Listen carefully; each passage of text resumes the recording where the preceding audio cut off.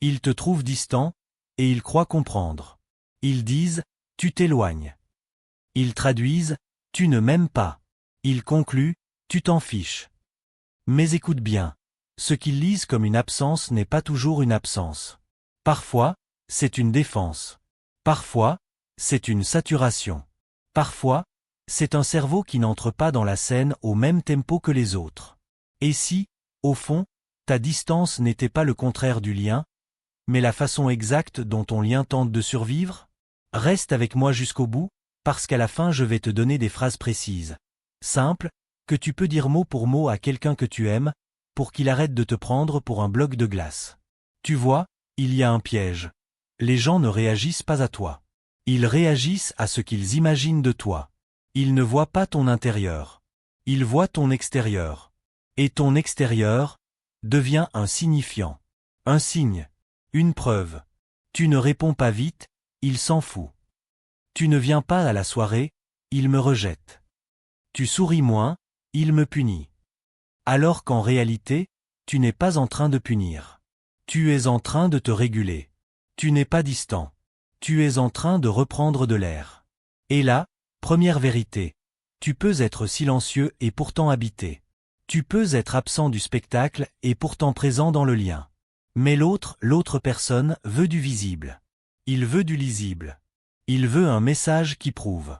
Et quand tu ne donnes pas cette preuve, l'autre comble le trou avec sa peur. Parce que dès qu'il y a un trou, l'imagination s'y installe. Alors dis-moi, combien de fois on t'a reproché ton froideur, alors que tu te sentais juste, submergé? Tu connais cette scène. Tu rentres chez toi après une journée où tu as trop donné, trop parlé, trop encaissé. On te dit, ça va. Et toi, tu réponds, oui. Parce que tu n'as pas l'énergie d'expliquer l'ouragan. On insiste, tu es sûr. Et là, tu sens ton corps se fermer. Pas parce que tu méprises la personne. Parce que ton système nerveux dit, encore une demande. Encore une interprétation. Encore un effort. Tu deviens minimal. Tu deviens sec. Tu deviens loin. Et l'autre, lui, ne voit pas ton système nerveux. Il voit une porte. Il croit que tu as fermé la porte sur lui, alors que tu essaies juste d'empêcher la maison entière de brûler. Hook numéro 2, ta distance n'est pas une décision morale. C'est souvent une réaction biologique. Parce que ton cerveau, parfois, fonctionne autrement. Chez certains, le social recharge. Chez toi, le social peut drainer. Chez certains, répondre à un message est un geste léger. Chez toi, répondre peut déclencher un tunnel. Si je réponds, je dois être parfait. Je dois être clair. Je dois être présent. Je dois être disponible. Alors tu repousses. Et plus tu repousses, plus tu culpabilises. Et plus tu culpabilises, plus tu évites. Tu n'es pas indifférent, tu es pris dans une boucle. Et je veux que tu comprennes ça. La culpabilité peut faire passer pour froid quelqu'un qui est juste, débordé. Tu as peut-être un cerveau qui capte trop. Trop de nuances. Trop d'ambiguïté. Trop de entre les lignes. Et quand tu captes trop, tu te protèges en coupant. C'est pour ça que tu peux aimer profondément et donner l'impression de fuir. Et là, je vais dire quelque chose qui pique mais qui libère. Parfois, ta distance, c'est ton désir qui se défend. Parce que désirer, c'est risquer. Et risquer, c'est ouvrir une brèche. Quand tu t'attaches, tu deviens vulnérable. Quand tu deviens vulnérable, tu peux être blessé. Alors ton corps préfère la distance. C'est une armure qui ressemble à du mépris. Et l'autre, encore une fois, confond l'armure avec le cœur. Tu remarques ce paradoxe? Tu t'éloignes pour ne pas perdre, et tu perds parce que tu t'éloignes. Et si tu te reconnais, fais un truc maintenant. Pose une seconde et laisse un commentaire avec un mot seulement, présent. Juste ça. Parce que tu n'es pas seul dans ce mécanisme, et les autres qui liront auront l'impression, pour une fois, d'être compris. Maintenant, parlons de ce qui se passe dans la relation, concrètement. Il y a une chose que les gens ne disent jamais clairement, mais qu'ils exigent souvent, sois lisible. Ils veulent une cohérence immédiate. Si tu aimes, tu dois appeler. Si tu tiens à moi, tu dois répondre. Si tu es heureux, tu dois le montrer. Si tu es triste, tu dois en parler. Mais certains cerveaux n'expriment pas en direct. Ils expriment en différé. Tu ressens d'abord, puis tu comprends après. Tu vis d'abord, puis tu mets des mots plus tard. Et dans le monde actuel, ce délai est interprété comme un manque d'amour. On a créé un culte de l'instantané. Si tu n'es pas instantané, tu es suspect. Sauf que toi, tu n'es pas instantané. Tu es profond. Et le profond demande du temps. Tu vois où est le drame? Le monde te demande un langage qui n'est pas ton langage. Alors tu forces. Tu joues le rôle social. Tu réponds. Tu souris. Tu assures. Et quand tu rentres, tu t'effondres. Ça s'appelle le masque. Pas le masque du menteur. Le masque du survivant. Et après le masque, il y a le crash. Et c'est souvent là qu'on te reproche ta distance. Exactement au moment où tu n'as plus de carburant. On te dit, avant tu étais là, maintenant tu n'es plus là. Mais toi, tu sais, tu étais là, au-delà de tes limites. Tu as donné ta présence comme une dette. Et ton corps vient réclamer le paiement. Voilà la réalité, tu n'es pas distant. Tu es épuisé d'avoir trop été présent comme il faut. Lacan dirait, dans l'esprit pas en citation, que le sujet n'est pas transparent à lui-même. Et c'est vrai. Parfois, tu ne sais même pas expliquer ton éloignement. Tu le vis, c'est tout. Tu n'as pas un problème de cœur. Tu as souvent un problème de traduction. Traduire ton état intérieur vers l'extérieur. Et cette traduction est compliquée parce qu'il y a une autre force. Le regard de l'autre. Tu senses le regard. Tu senses l'attente. Tu senses l'interprétation. Tu sens que chaque geste va être lu. Et quand tu te sens lu, tu peux te figer. Tu deviens spectateur de toi-même. Tu te regardes répondre. Tu te regardes sourire. Tu te regardes faire semblant d'être simple. Et tu te fatigues.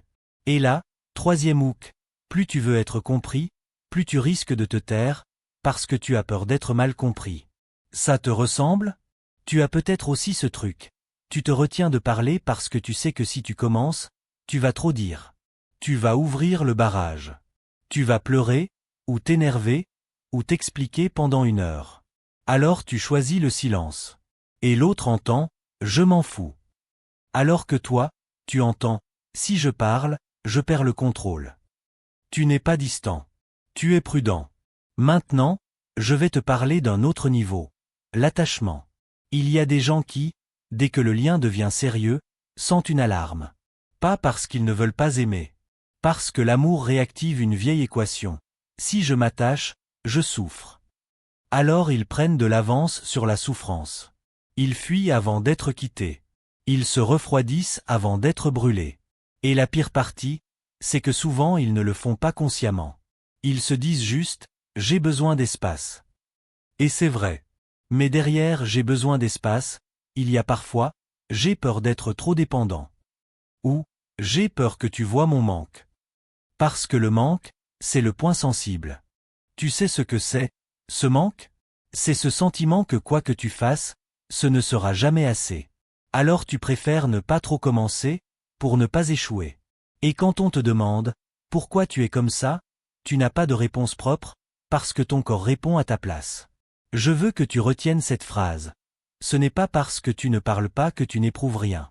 C'est parfois parce que tu éprouves trop. Et si tu écoutes encore, je vais te donner une méthode très simple. Comment dire je m'éloigne sans détruire le lien. Mais avant, une chose importante. Parfois, mon cerveau fonctionne autrement veut aussi dire neurodiversité. Sans diagnostic, sans étiquette obligatoire. Mais certains fonctionnements reviennent. Une attention qui se disperse, donc répondre devient une montagne. Une hyperfocalisation, donc tu disparais du monde. Une sensibilité sensorielle, donc les groupes te violentent doucement. Une difficulté à lire certaines attentes implicites, donc tu parais détaché alors que tu es juste, littéral, concentré, ou ailleurs dans ton traitement. Et le problème, c'est que les autres jugent ton comportement avec leur propre logiciel. Eux pensent, moi, quand j'aime, j'envoie 10 messages. Donc il conclut, s'il aime, il fera pareil.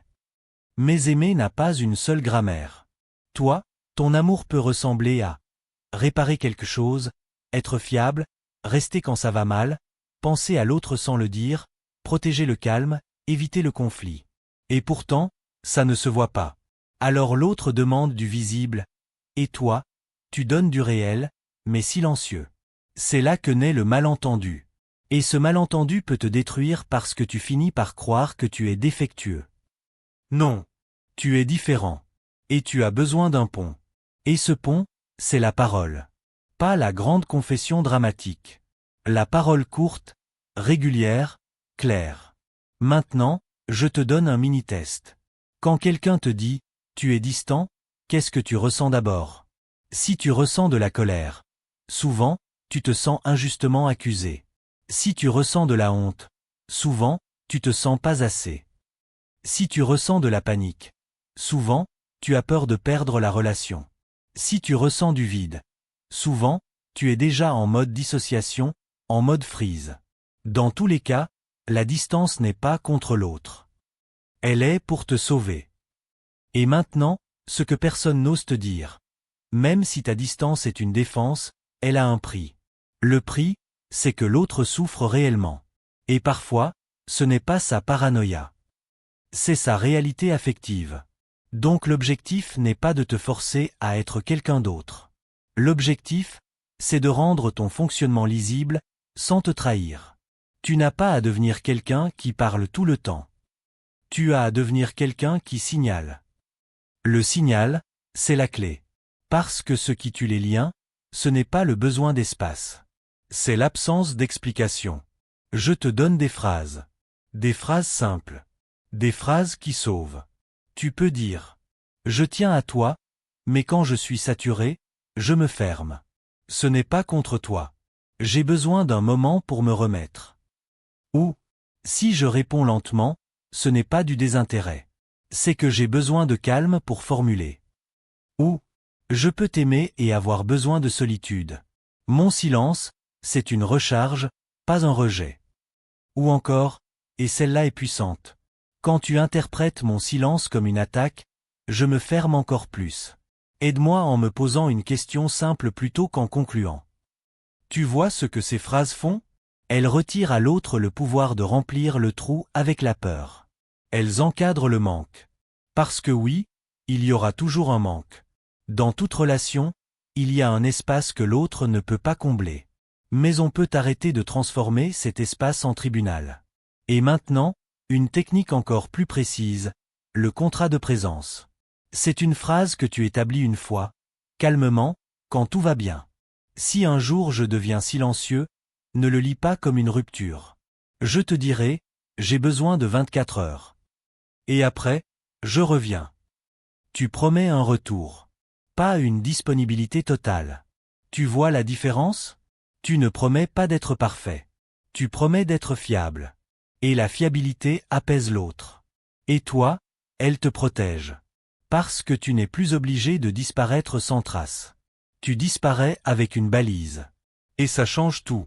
Maintenant, je veux que tu comprennes pourquoi cette balise est si importante. Parce que les gens ne supportent pas le flou. Le flou, c'est l'angoisse. Et l'angoisse pousse l'autre à te poursuivre, te tester, te provoquer, te reprocher. Et toi, quand on te poursuit, tu fuis. Donc plus on te poursuit, plus tu fuis. Plus tu fuis, plus on poursuit. C'est une danse. Et cette danse, elle détruit. Donc si tu veux casser la boucle, tu ne dois pas être plus présent. Tu dois être plus clair. La clarté vaut plus que la quantité. Et ça, c'est un truc que les gens ne comprennent pas. Tu peux envoyer un seul message, et sauver une semaine. Un seul message comme « Je suis KO, je reviens demain. Je t'embrasse. » C'est court. C'est humain. C'est suffisant. Et si tu as du mal à l'écrire, écris-le maintenant dans tes notes. Comme un texte prêt à envoyer. Parce que quand tu es saturé, tu n'as pas l'énergie de créer des phrases. Tu as juste l'énergie d'envoyer. Prépare tes mots quand tu vas bien. Pour te sauver quand tu vas mal. Et si tu veux un autre script de message prêt à copier-coller, dis-le en commentaire, message. Je te les écris. Maintenant, je te parle de l'autre côté. Et si tu es la personne qui vit avec quelqu'un de distant? Parce que peut-être que tu écoutes ça pour comprendre quelqu'un. Alors écoute bien. Si quelqu'un s'éloigne, ne l'attaque pas avec un procès. Attaque le flou. Ne dis pas, tu t'en fous de moi. Dis, j'ai besoin de savoir, tu as besoin d'espace ou tu veux rompre. Cette question est directe. Elle n'accuse pas. Elle clarifie. Et toi, si tu es celui qu'on dit distant, n'attends pas que l'autre explose pour clarifier. Clarifie quand c'est petit. Parce que quand c'est grand, ton système nerveux est déjà en mode survie. Maintenant, je reviens à toi. Je veux que tu changes une croyance, je suis distant n'est pas une identité. C'est un état. Et un état, ça se travaille. Tu peux apprendre à reconnaître les signes avant le crash. Tu deviens irritable pour rien. Tu te mets à ignorer les notifications. Tu sens une lourdeur dans la poitrine. Tu cherches du silence comme une drogue. Quand tu reconnais ces signes, tu n'as pas à disparaître. Tu peux prévenir. Prévenir, ce n'est pas te justifier. C'est te respecter. Et si tu as peur que prévenir te rende faible, comprends ceci. Le vrai pouvoir, c'est de pouvoir dire je vais m'éteindre avant d'éteindre tout le monde. Et je sais, tu as peut-être cette pensée, mais si je dis ça, on va me demander des explications. Alors tu poses une limite simple. Je t'explique plus tard, là je ne peux pas. C'est tout. Et si quelqu'un respecte ça, c'est un bon signe. Si quelqu'un ne respecte pas ça, c'est une information aussi. Parce que ton cerveau fonctionne autrement. D'accord ? Mais la relation doit aussi fonctionner avec ton rythme. Tu n'es pas obligé d'être dans une relation qui te demande de t'annuler. Aimer, ce n'est pas se dissoudre. Aimer, c'est trouver une forme. Et ta forme peut inclure solitude, lenteur, silence, différé. Mais ta forme doit être communiquée. Parce que sinon, l'autre invente ta forme à ta place. Et ce qu'il invente est souvent plus cruel que la vérité. Je te le redis, ton silence ne parle pas la même langue que leur peur. Alors traduis. Traduire, ce n'est pas trahir. Traduire, c'est permettre au lien de respirer. Et maintenant, dernier hook. Si tu ne changes rien, tu vas continuer à perdre des gens qui t'aiment. Non pas parce qu'ils ne t'aiment pas, mais parce qu'ils ne savent pas où te trouver. Ils ne savent pas où te joindre. Ils ne savent pas où te lire. Ils ne savent pas où te sentir. Donne-leur une adresse. Même minimale. Un message. Une règle. Un retour. Tu n'as pas besoin d'être disponible 24 juillet. Tu as besoin d'être repérable. Et là, je veux te laisser avec une image. Tu n'es pas une personne froide. Tu es une personne qui a appris à éteindre la lumière quand la pièce devient trop bruyante. Le problème, c'est que les autres, dans le noir, se mettent à imaginer des monstres. Alors allume une petite lampe. Pas un projecteur. Pas une confession interminable. Juste une petite lampe. Je suis là. Je reviens. Je tiens à toi. Si cette vidéo t'a parlé, fais deux choses maintenant. D'abord, abonne-toi, parce que je vais continuer à parler de ces mécanismes neurodiversité, attachement, désir, régulation sans te culpabiliser et sans te réduire à une étiquette. Ensuite, partage-la à une personne qui te dit souvent tu es distant. Pas pour lui prouver qu'il a tort, mais pour lui offrir une clé. Et si tu veux que je t'aide de façon plus précise, écris en commentaire une seule phrase. On me dit distant parce que, et termine la phrase. Je lis, et je te répondrai avec une formulation que tu pourras réutiliser dans la vraie vie. Parce que ce que tu appelles distance, c'est parfois simplement une autre manière d'exister dans le lien. Et quand tu comprends ça, tu arrêtes de te punir. Tu commences à te traduire. Et là, enfin, l'autre te voit.